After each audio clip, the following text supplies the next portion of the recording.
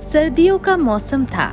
मौसम की मार पूरे नगर की प्रजा जुकाम के रूप में झेल रही थी और राजा वीरभद्र भी इससे बच ना सके और उन्हें भी जुकाम हो गया। नाक बहने के साथ साथ खांसी से भी उनका बुरा हाल था। राज वैद्य ने महाराज को औषधि दी और परहेज करने का परामर्श दिया। अचार, दही और खट्टे खाद्य पदार्थ खाने की महाराज को मनाही थी, किंतु महाराज कहाँ मानने वाले थे। महाराज, आप ये सब मत खाइए। बस आज खाने दो, कल से नहीं खाऊंगा। राजा ने किसी की ना सुनी। इस कारण उनकी तबीयत बिगड़ती रही।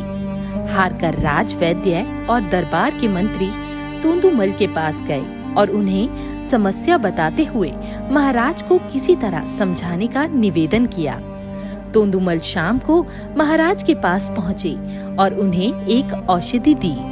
महाराज, आपकी जुकाम और खांसी ठीक करने के लिए मैं एक औषधि लेकर आया हूँ। इस औषधि के साथ आपको परहेज करने की कोई आवश्यकता नहीं है। आप जो चाहें खा सकते हैं। अरे वाह! क्या इसके साथ में अचार, दही और खट्टी चीजें भी खा सकता हूँ? जी महाराज। महाराज बहुत प्रसन्न हुए और उस दिन के बाद से और ज्यादा अचार, दही और खट्टी चीजें खाने लगे। फलस्वरूप उनका स्वास्थ्य और खराब होने लगा। एक सप्ताह बाद। कैसे हैं महाराज? तोंदुमल, हमारा स्वास्थ्य पहले से भी अधिक खराब हो गया है। जुकाम ज्यों का त्यों है, खांसी भी है। कोई बात नहीं महाराज, आप वो औषधि खाते रहिए। इससे आपको 3 लाभ होंगे।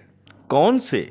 पहला ये कि राजमहल में कभी चोरी नहीं होगी और दूसरा ये कि कभी कोई कुत्ता आपको तंग नहीं करेगा और तीसरा ये कि आपको बूढ़ा होने का कोई भय नहीं रहेगा। ये क्या बात हुई? हमारे जुकाम और खांसी से चोर, कुत्ते और बुढ़ापे का क्या संबंध? संबंध है महाराज। अगर आप यूं ही खट्टी चीजें खाते रहेंगे तो दिन रात खांसते रहेंगे। आपकी खांसी की आवाज सुनकर चोर सोचेगा कि आप जाग रहे हैं और कभी चोरी के उद्देश्य से राजमहल में घुसने का प्रयास नहीं करेगा महाराज। और कुत्ते हमें क्यों तंग नहीं करेंगे? जुकाम खांसी से आपका स्वास्थ्य लगातार गिरता चला जाएगा।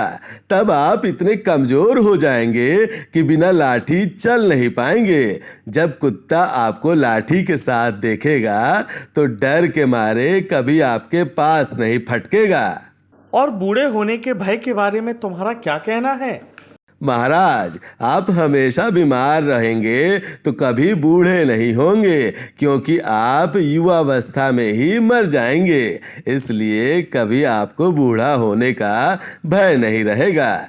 इसलिए महाराज, मेरा कहा मानिए, कुछ दिनों तक अचार, दही और खट्टी चीजों से किनारा कर लीजिए। स्वस्थ होने के बाद फिर जो मन करे खाइए। राजा तोंदुमल की बात समझ गए। उन्होंने खट्टे खाद्य पदार्थों से परहेज कर लिया और कुछ ही दिनों में वे पूरी तरह से स्वस्थ हो गए।